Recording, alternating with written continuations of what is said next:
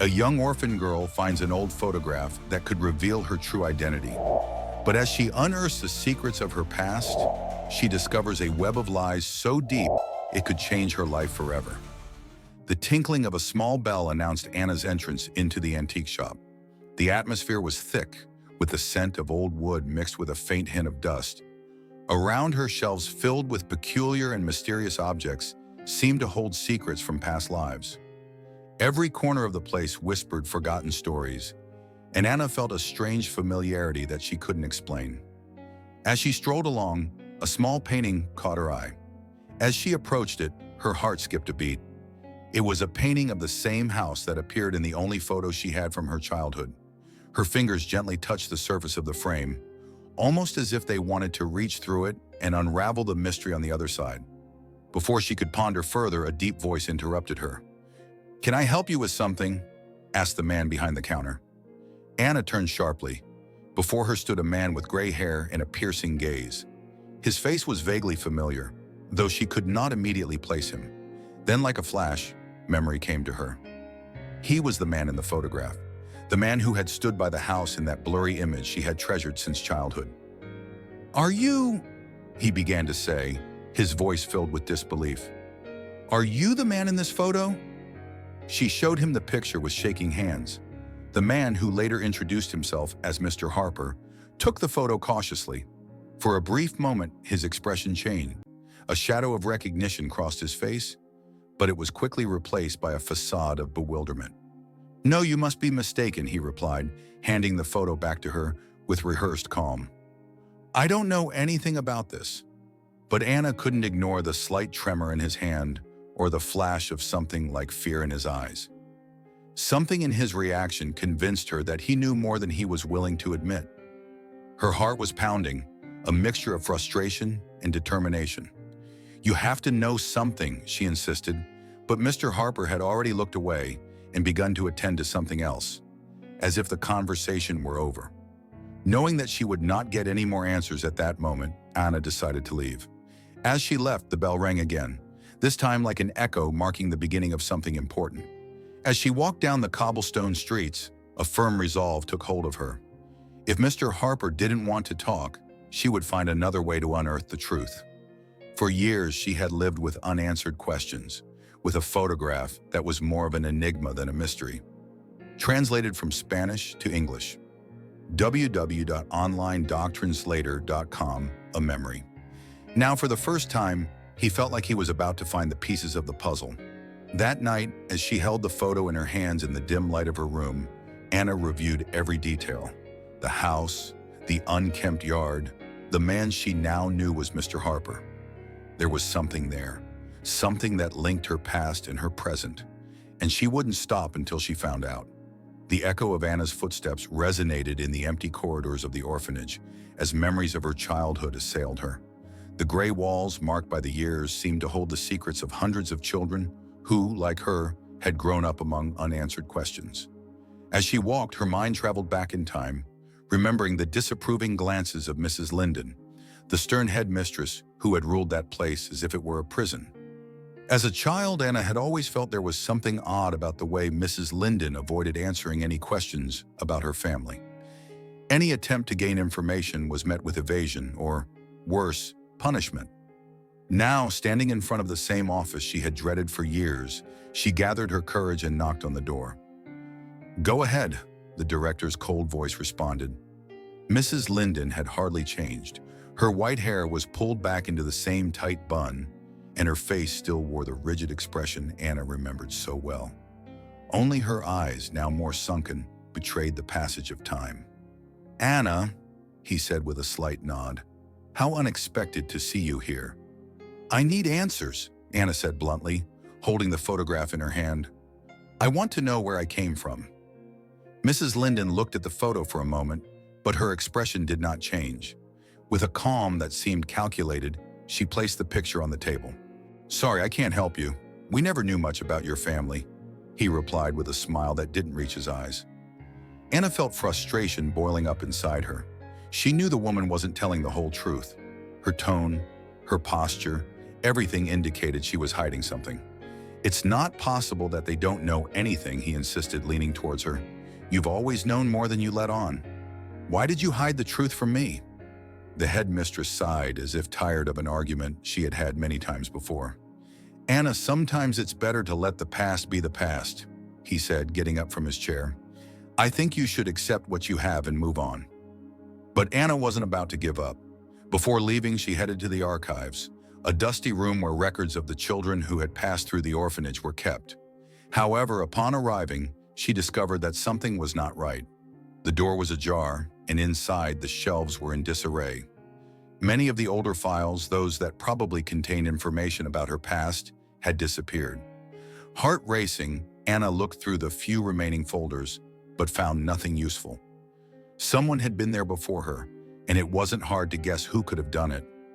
She looked around, searching for some clue, but found only silence. Back in her room that night, anger and confusion mixed with the feeling that she was closer to the truth than she had ever been. If someone had tried so hard to erase her story, it meant there was something important to uncover. Anna knew she couldn't trust Mrs. Linden, but she also knew she wasn't alone in this quest. The connection to Mr. Harper, however tenuous, seemed to be the only clue she had. As she turned off the light, she made a decision. She would return to the antique shop. Perhaps there, among forgotten objects and unspoken words, she would find the answers she had been looking for. The antique shop looked the same as the first time Anna had visited it, crowded, quiet, and shrouded in that aura of mystery that seemed to intensify the further she went in. The jingle of the bell as she opened the door marked her entrance again, and this time Anna was determined to get answers, even if she had to be more clever. Mr. Harper looked up from the counter, where he was arranging an array of antique clocks. At the sight of her, his expression changed from surprise to wariness. Before he could speak, Anna stepped forward, holding the photograph tightly in her pocket. I want to work here, he said directly, without beating around the bush. The man blinked, puzzled. Work? I don't need any help, miss. Anna crossed her arms, keeping her gaze fixed on him. You don't seem to be turning down help with all this clutter. Besides, I'm good at organizing and I need the job. You need someone to take care of these treasures too. Mr. Harper was silent, weighing his words. Finally, he sighed and nodded with some resignation. Okay, you can start right now, but don't touch anything valuable without my supervision. With a small smile of satisfaction, Anna accepted the apron offered to her and got to work. For the first few hours, she spent her time cleaning and sorting objects. Each piece everything she touched seemed to have a story to it, and Anna couldn't help but wonder if any of it had a connection to her past. But it was at the back of the shop, in a secluded, dusty corner, that she found something that took her breath away. It was an old journal, its leather cover worn with age. The pages were filled with hasty notes and drawings. On one of the first pages, a sentence stood out in faded ink. The lost girl, the house on the hill. Anna's heart pounded. The words matched too closely what she knew of her own history. Without thinking, she tucked the journal into her apron, planning to examine it later. For the rest of the afternoon, Anna watched Mr. Harper more closely. His movements were meticulous, as if each object had a personal meaning. Yet there was a sadness in his eyes that Anna hadn't noticed before. As she closed the shop, the man looked at her with something akin to curiosity. Why did you decide to work here? He asked suddenly. Anna, without hesitation, replied, Because I believe this store has answers for me. Mr. Harper frowned, but said nothing more. Instead, he returned to his tasks, as if he wanted to avoid any conversation that might lead to an uncomfortable topic. Anna knew at that moment that she had awakened something in him, though she couldn't be sure what. That night in her small apartment, Anna opened the diary with trembling hands. The pages contained more references to the house in the photo, describing it as a place full of secrets. They also mentioned a fire that had destroyed everything, leaving only ashes and a void that was hard to fill. As she read, a new determination took hold of her. If Mr. Harper wasn't ready to talk, she would continue to investigate alone. That house, so clearly connected to her past, was the key.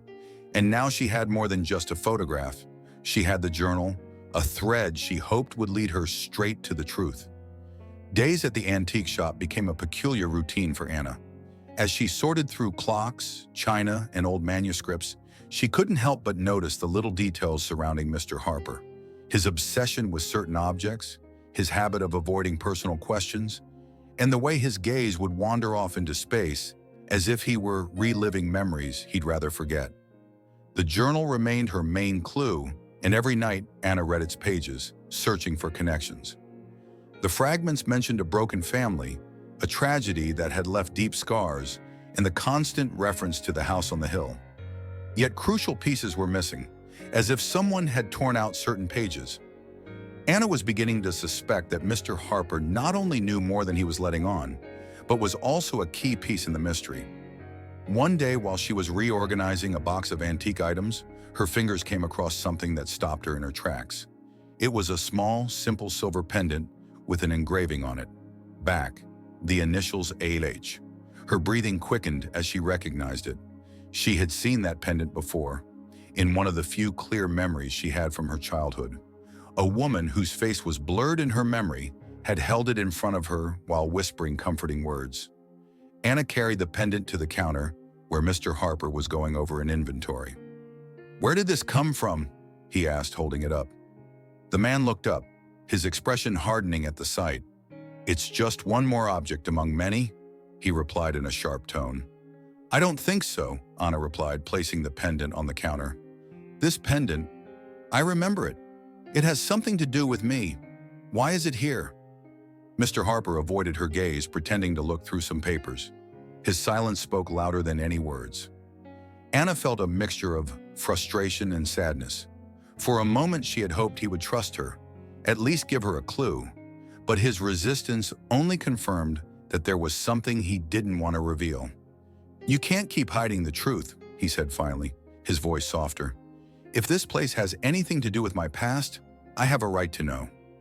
Mr. Harper looked up, and for the first time, Anna saw a crack in his facade. His eyes held something resembling guilt. "Some truths are more painful than you imagine, child," he murmured, "and they don't always bring the peace you seek." Before Anna could respond, the man stood up and disappeared into the back room. She knew she had touched a nerve, but she also understood that forcing a confession was not the way to go. She put the pendant in her pocket, convinced that she should continue investigating on her own. That night, as she reread the journal and studied the photo once more, Anna began to put the pieces together. The house, the fire, the pendant, all of it pointed to a tragedy that had torn a family apart. And though Mr. Harper remained an enigma, she was now certain that he was part of that story. His reserve wasn't just disinterest, it was pain. Anna knew she had to earn his trust. The truth was close at hand, but so was the abyss of secrets he was trying to protect. She decided she wouldn't give up. The bond between them, though tenuous, was beginning to take shape, and she was determined to find out everything he knew. Anna couldn't take her eyes off the pendant she now carried with her. Its weight, though light, seemed to drag her into a sea of conflicting emotions. Determined to unravel more pieces of the puzzle, she made an impulsive decision. She would confront Mrs. Linden once again, but this time with something more tangible than vague questions. When she arrived at the orphanage, the usual oppressive atmosphere greeted her like an old acquaintance. Mrs. Linden was in her office, going through papers as if no time had passed since they had last seen each other. Noticing Anna's presence, she put the papers aside and looked at her with a mixture of irritation and caution. "Anna, what are you doing here again? I thought our previous conversation had been enough." Anna took a step forward, undaunted. "It wasn't enough, and you know it. I have something I want to show you." He pulled the pendant from his pocket and held it up to the woman. Mrs. Linden's reaction was immediate. Her eyes widened slightly and her face, always unchanging, showed a flash of surprise before she regained her composure. "Sakul, where did you get that?" he asked in a tone that tried to be casual but failed. "I found it at the antique store where I work," Anna replied without looking away. "The place you seem to know more about than you told me." Mrs. Linden slowly rose from her chair, crossing her arms as if trying to protect herself from an invisible attack. "That pendant has nothing to do with you," he said coldly. "It's just a coincidence." Anna couldn't believe her ears. She took a step closer, feeling the rage building up inside her. A coincidence? You know perfectly well that this is not a coincidence. You remember, and I know you are hiding something. What happened to me? Why did you always avoid talking about my family? Mrs. Linden sighed deeply and looked out of the window, as if seeking strength for an answer she did not want to give. Some stories are better left in the past, Anna, he said finally. You have no idea what you're unearthing. It's my life, Anna said, raising her voice a little. You don't have the right to decide what I know or not. If there's something you're hiding, I'll find out, with or without you.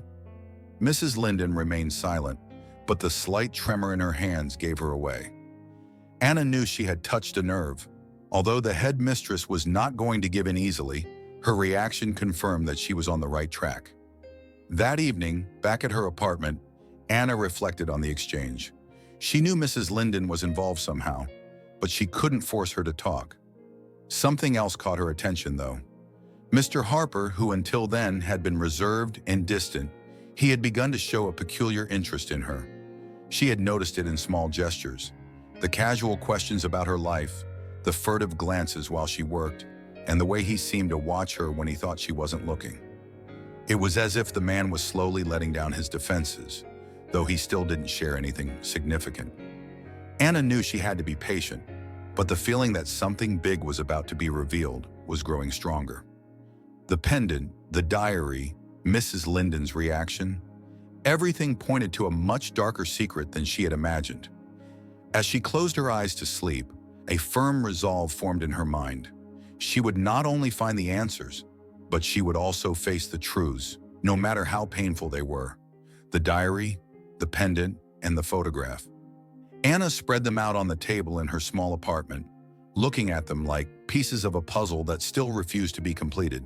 She couldn't get the reference to the house on the hill out of her head. The diary mentioned a fire, a tragedy that had changed everything. Determined, she knew that the only way forward was to visit that place. The next day, she showed up at the shop early, but this time not for work.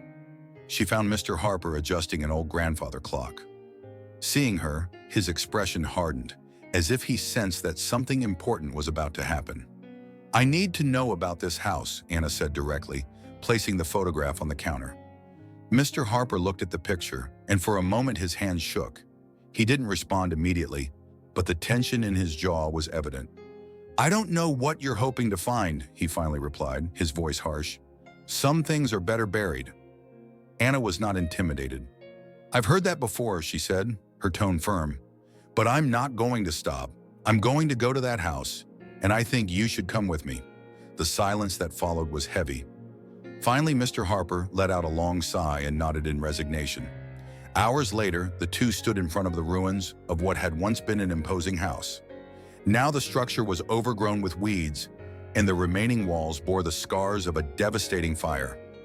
Anna felt a chill as she crossed what was left of the main entrance. Something about this place felt terrifyingly familiar. This was my house, Mr. Harper said, breaking the silence. Anna looked at him in surprise. It was the first time the man had offered something so personal without being asked. Many years ago, I lived here with my family, he continued, his voice filled with deep sadness. But a fire destroyed everything. I lost my daughter that day, or at least I thought I did. Anna held her breath. The connection was becoming clearer. What happened to your daughter? He asked in a whisper. Mr. Harper paused, looking at the ruins as if searching for answers in the ashes. Her name was Amelia.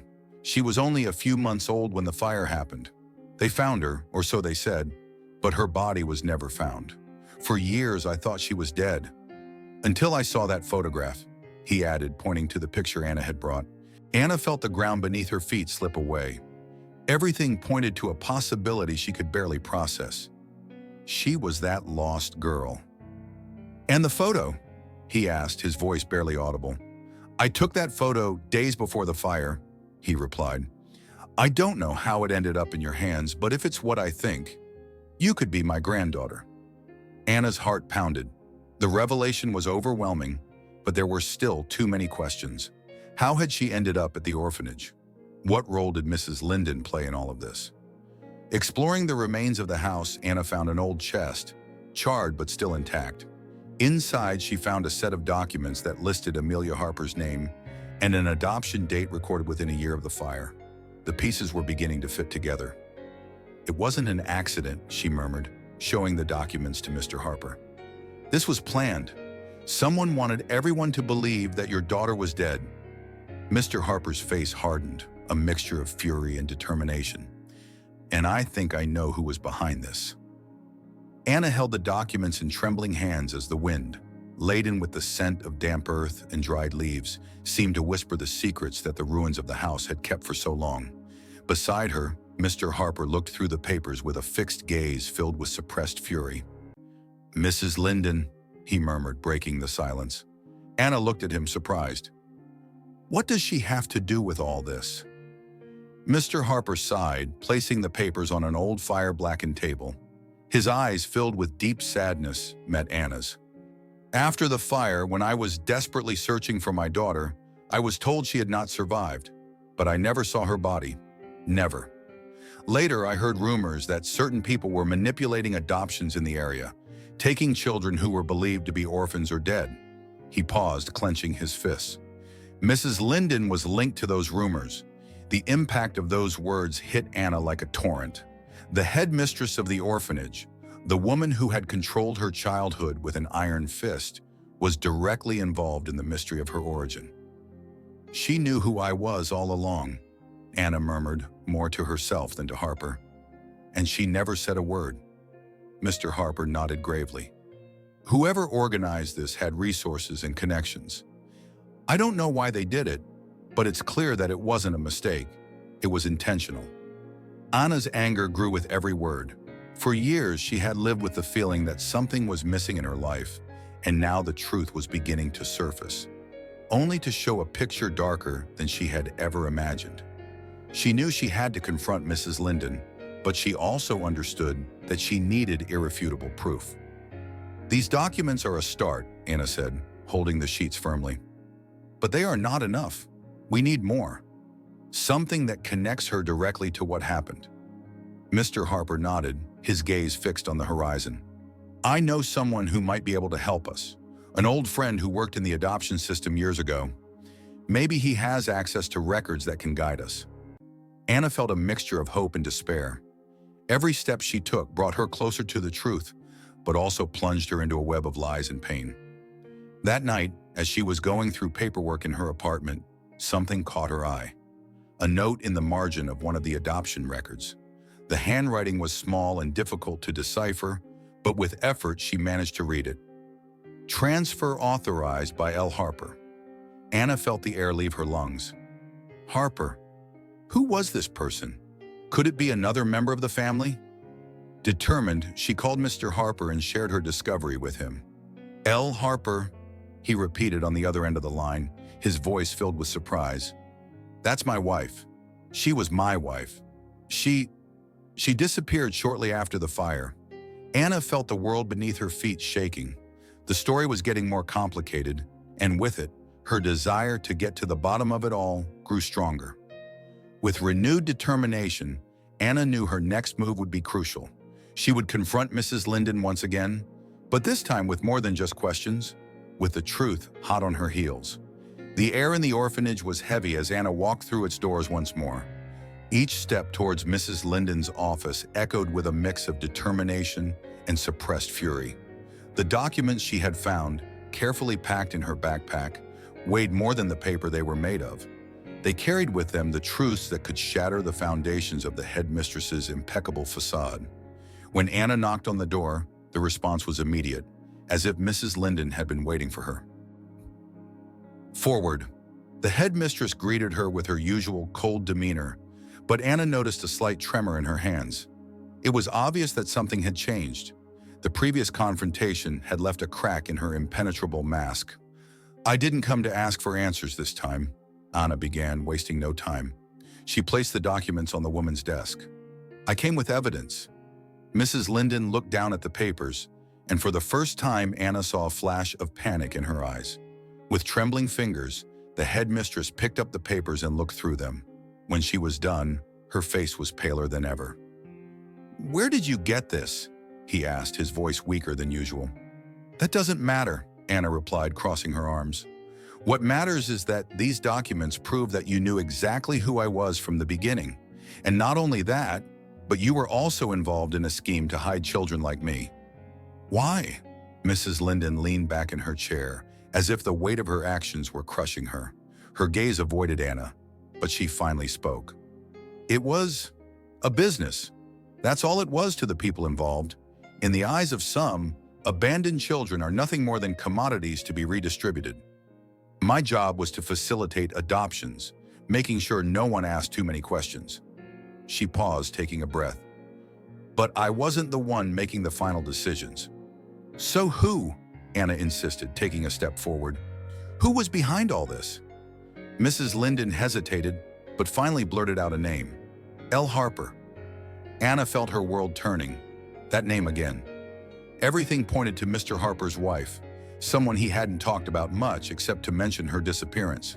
She was the connection, Mrs. Linden continued. After the fire, she assumed her daughter was dead and started working with us. But when she found out Amelia was still alive, things got complicated. She tried to protect you, but her decision was to remove you from the reach of anyone who could harm you. Anna could barely process what she was hearing. The woman she thought dead had been key to hiding her, but the cost of that protection had been a life filled with questions and loneliness. And what happened to her? Anna asked with a lump in her throat. Mrs. Linden looked down. She disappeared after arranging your adoption. She said she couldn't face her husband or the consequences of what she'd done. Anna's heart was pounding. She had more pieces of the puzzle now, but the picture they formed was more painful than she had anticipated. All that was left was to face Mr. Harper and decide how to handle the truth. When Anna left the orphanage, her mind was in turmoil.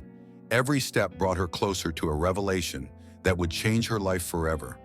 But she also knew that the decisions she made now would define not only her own future, but that of everyone involved.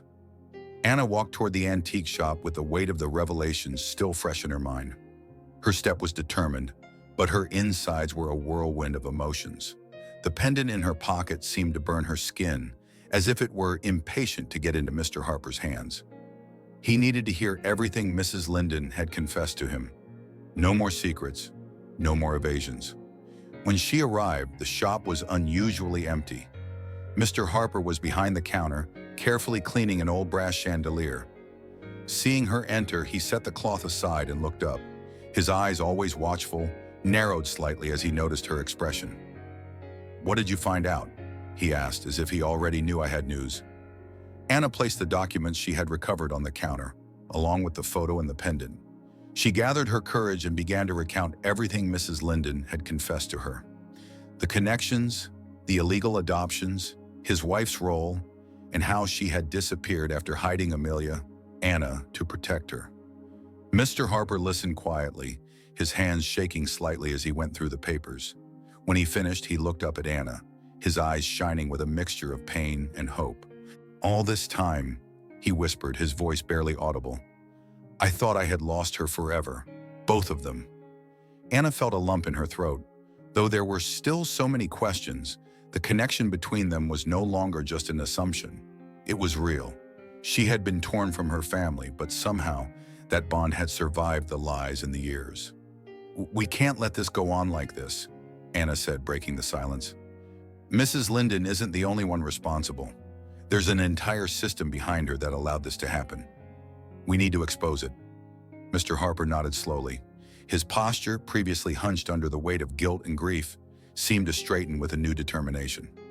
"I know someone who can help us bring this to light. A journalist. He is a fair man, and he will not be afraid to investigate thoroughly." Together, they began gathering everything they had. The documents found in the house, the adoption files from the orphanage, the diary notes, and the confession Anna had managed to extract from Mrs. Linden. For days, they worked silently in the back room of the store, sorting and scanning every piece of evidence. It was exhaustive work, but they both knew it was necessary. Finally, with everything in place, they contacted the journalist Mr. Harper had mentioned. He was a middle-aged man with a keen eye and a determination that rivaled Anna's. Looking through the documents, he quickly recognized the magnitude of the case. "This is not just a story," said the journalist. It is a scandal that can shake the entire community. Within days, the journalist's investigation began to attract attention. The orphanage, Miss Linden, and the people behind the corrupt system began to be publicly questioned. What had begun as a personal quest for Anna became a larger cause: justice for other children who, like her, had been torn from their families. Meanwhile, Anna and Mr. Harper's relationship began to transform. They were no longer just two strangers brought together by fate. They now shared a genuine connection, a familial bond that, though belated, was beginning to heal old wounds. One afternoon, while they were setting up the shop together, Anna looked at Mr. Harper and said, "Thank you for not giving up, for continuing to search, even when it seemed impossible." He smiled softly at her with a warmth Anna hadn't seen before. "You are my family, Anna. I will never stop fighting for you." They both knew the road ahead would not be easy, but for the first time in years, they had something that united them: hope. The small town where it all began was now in turmoil. The journalists' articles had exposed the illegal adoption network, bringing to light the names of those involved who had been operating in the shadows for decades. Mrs. Linden had been arrested, and the authorities were beginning to investigate not only the orphanage, but also the cases of other missing children. For Anna, the next few weeks were a whirlwind of emotions. The antique shop had become her refuge, a place where she could reflect on all she had discovered. Although there were still pieces missing to complete the story of her mother, Elle Harper, she had decided that finding answers about her would be her next mission. Mr. Harper, now closer than ever, seemed a changed man. The constant sadness in his eyes had given way to a quiet determination. The relationship between him and Anna was growing stronger by the day, as if they were making up for lost time naturally, without any need to rush. One morning, while they were cleaning out an old bookshelf together, Mr. Harper spoke. "I've been thinking, this store has been my life for a long time, but I feel like it's not just mine anymore." He stopped and looked at Anna. "I'd like it to be something of ours." Anna, surprised, stopped working and looked at him. "Our?" He nodded with a slight smile. "Yes, I think that together we could transform this place into something more. Not just an antique shop, but a space where people can preserve their stories, a place where memories are not lost." "All this time," he whispered, his voice barely audible, "I thought I had lost her forever, both of them." Anna felt a lump in her throat. Though there were still so many questions, the connection between them was no longer just an assumption. It was real.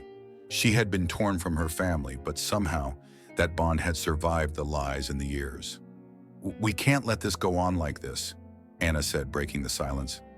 "Mrs. Linden isn't the only one responsible. There's an entire system behind her that allowed this to happen. We need to expose it." Mr. Harper nodded slowly. The words resonated deeply with Anna. For so long, she had felt like her life was rootless, like it was a story without a beginning. The idea of creating a space where other people could find belonging and connection to their past moved her. "I would love to," he replied with a sincere smile. The next few months were spent transforming the store. Anna worked on organizing the old items into themed sections, adding descriptions that told the stories behind each piece. They also began offering workshops so people could learn how to preserve family memories. The community responded enthusiastically, and soon the store became a gathering place. But it wasn't all about the material. Anna and Mr. Harper began to explore together the clues about Elle Harper. Although they hadn't yet found his whereabouts, Anna felt that she was closer than ever to closing that chapter. The important thing now was that she was not alone in her search. On one wall of the renovated shop, Anna hung the photograph that had started it all, the image of the house on the hill, with Mr. Harper in the background. Next to it, she placed the pendant, now framed, and a short note that read, "Where the story begins." One afternoon, as she looked into the corner dedicated to her own story, she felt a peace she had never experienced before. She had found more than answers.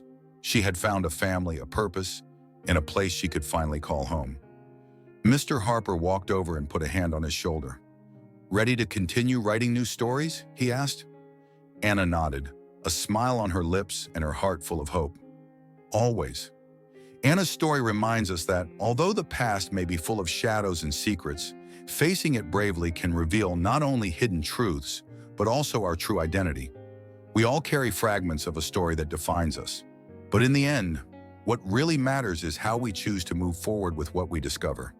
And you? Would you have had the courage to move forward like Anna did, despite the pain and the unknowns? Click on the video on the screen to continue this inspiring journey of self-discovery and learn more about how our roots can guide us to our future. Don't forget to subscribe to the channel for more stories that will make you reflect and grow. See you in the next video.